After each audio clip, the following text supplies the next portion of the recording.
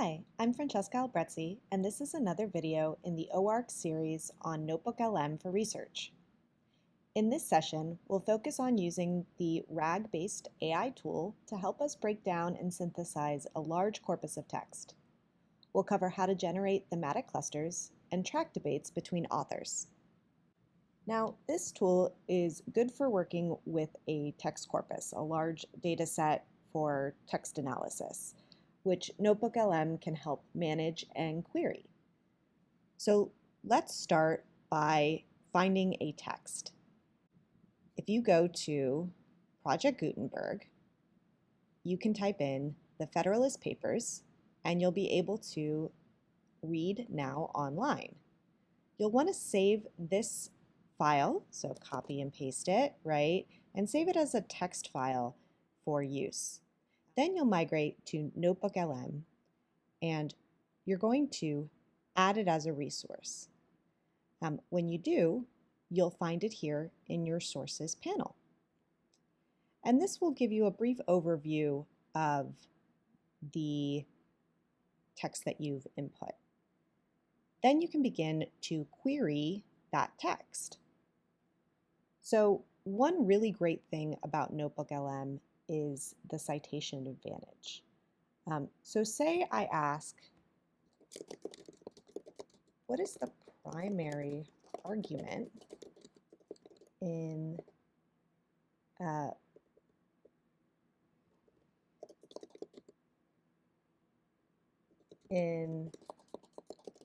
Federalist number 10, for example? It's going to do an analysis and search through the text. It's going to identify Federalist number 10 within the text, since that's identified with headings within the text. And then it's going to point out, using inline citations for grounding, where it's getting the information that it will be sharing with me.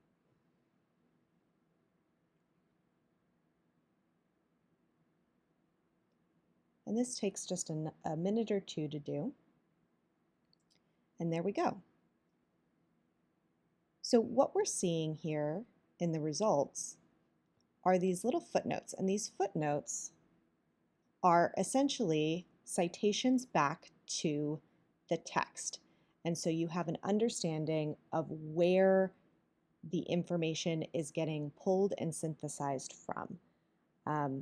It's verifiable, source-grounded insights, and that's really critical for us. Unlike general chatbots, NotebookLM helps us practice responsible AI by using this kind of traceable back to the original source method throughout. So we can always check back and see, okay, it says in the Federalist number 10, written by James Madison, the primary argument is that a well-constructed union serves as a vital safeguard against violence of faction, quoting it specifically. So it's telling me that that was pulled from this particular area of the text. Now I can scroll and I can see, okay, Madison, violence of faction. So it's telling me in Federalist number 10, right, that this was one of the key points, and that quotation is in fact accurate. And so I can go through, and every single one of these citations will bring me to a part of the text. And so when I'm looking at this synthesis, I can actually assess how accurate the AI is being. Now, I want to show also how to do some thematic clustering with the model. So this is similar to something like topic modeling. And obviously there were a lot of different Federalist papers written by 3 different authors. And so we want to maybe compare 2 of them. And so in this case, I might ask something like, compare and contrast Alexander Hamilton's views on the judiciary branch with James Madison's views on separation of powers across all the papers, all the Federalist papers.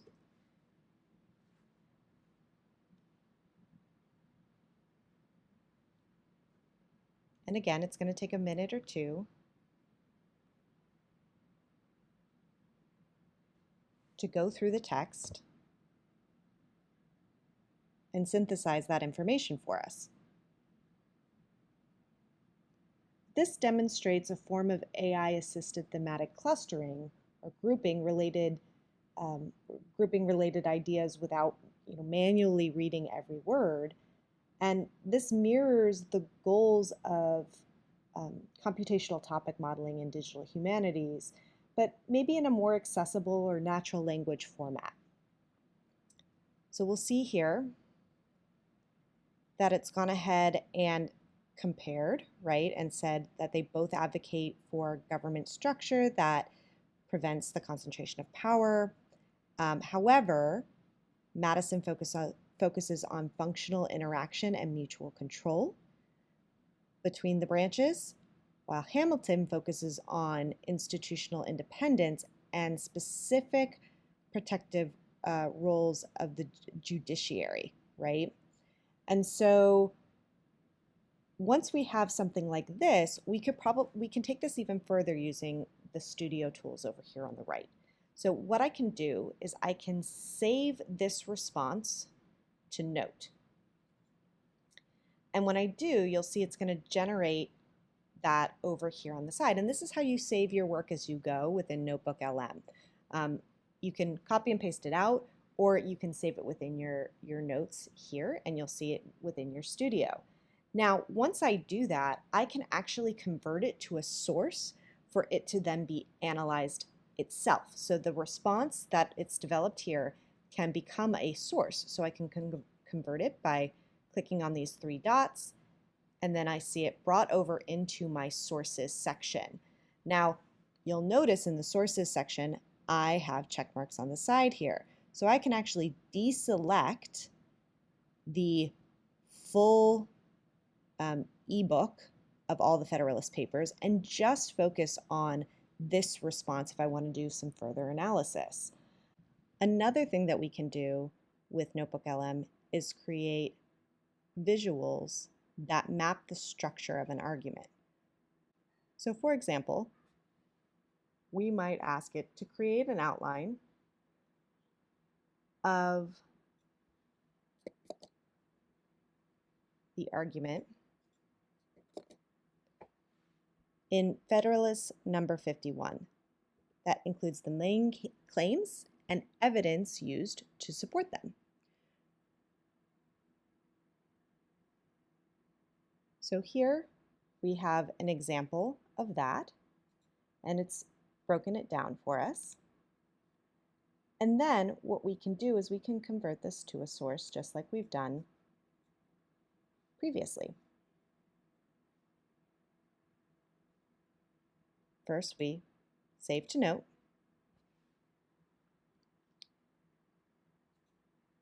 And then we convert to source. Once we've done that, we're going to deselect these other ones, right, and just select this new one that it's created. And the titles are automatically generated, so you can adjust those if you'd like, of course, by renaming the source.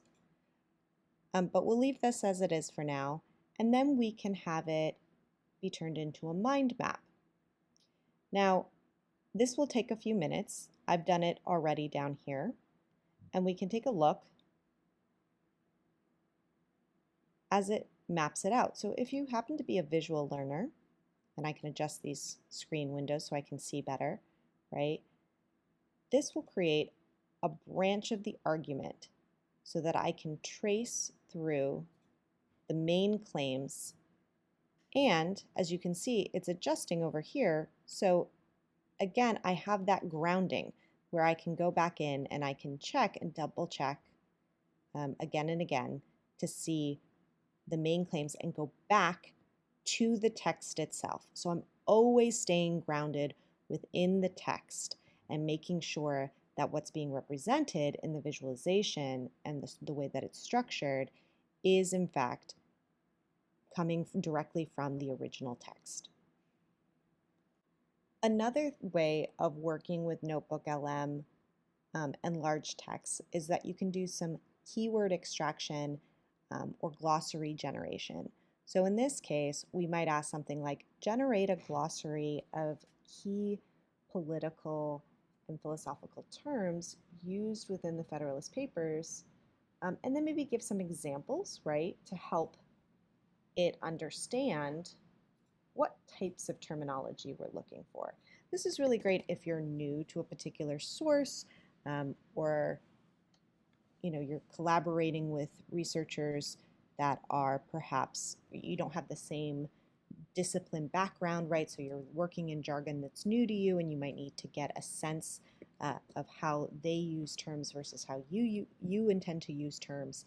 And so we can ask it to generate a glossary.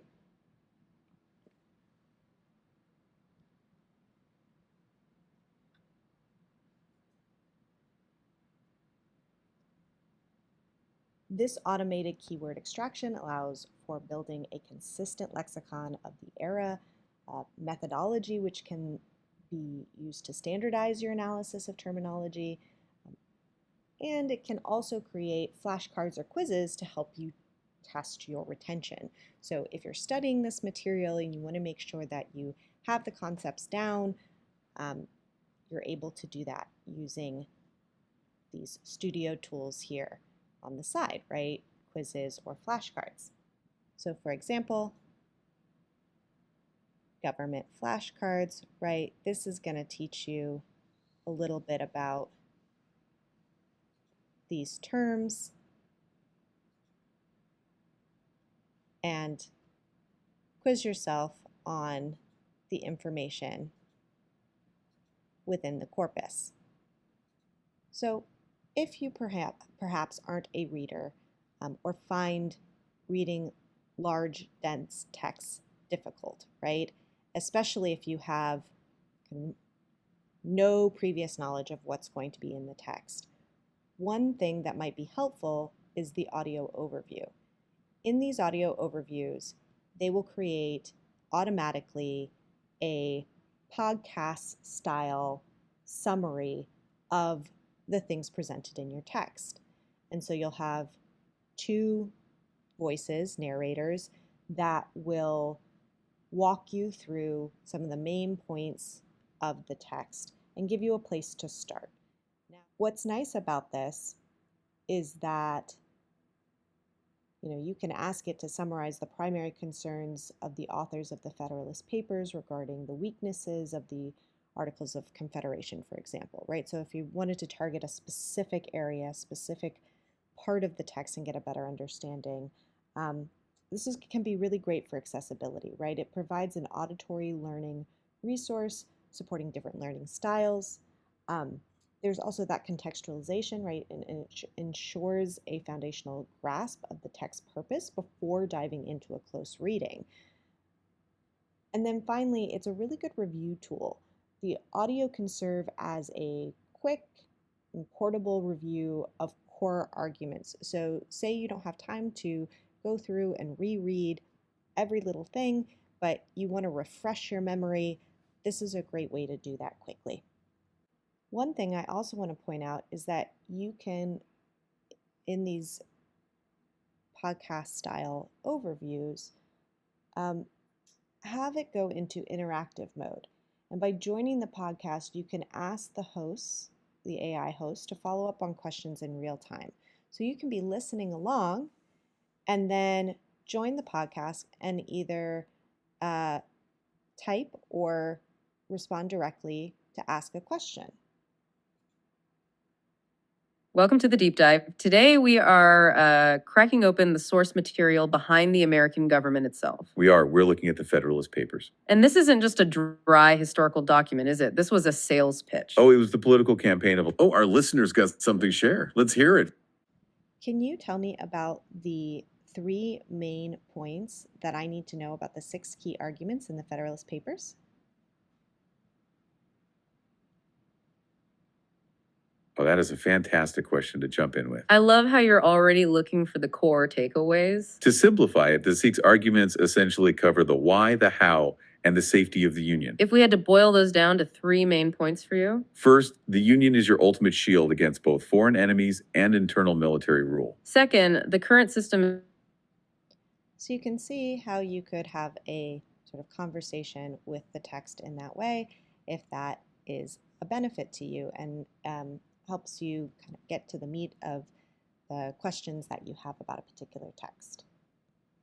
So video overviews are a great way of converting your notes into narrated slide decks with visuals. You can also go from notes to presentation using the slide deck prompt to generate 10 slide outline with speaker notes, for example, and it will give you an overview and generate text that is, in fact, all related to the text that you have. And again, not pulling randomly from the internet. You know that the source text is grounded directly in the resources that you've given it. So I also want to demonstrate how you can configure the chat. You can go in and customize the Constitution, meaning you can give it a specific goal, style, or role to take in terms of the way that it responds. You can also adjust the response length, whether you'd like it longer or shorter. So for instance, in this case, they've given some examples here to customize the style, respond as a PhD student level, or respond at a PhD student level, or you can suggest different roles, so pretend to be a role-playing game host. Well, that's less interesting for us, but we could say from now on, act as a 19th century political commentator, reviewing the arguments of the Federalist Papers. And then we could take this question and see how it responds. So let's save it, right? It's now adjusted the Constitution.